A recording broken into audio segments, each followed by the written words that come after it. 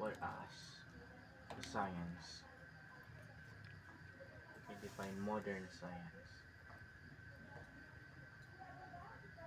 Modern science studies more on technology Very good.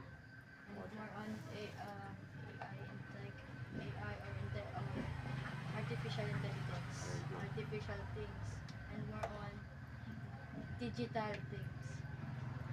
About so it's not Except for those digital innovations that modern science have contributed, what other aspects could you think of that science in the modern world could possibly uh, study, could have new, possibly studied, new machineries, except for technology, because machinery is a form of technology. except for technology, new virus.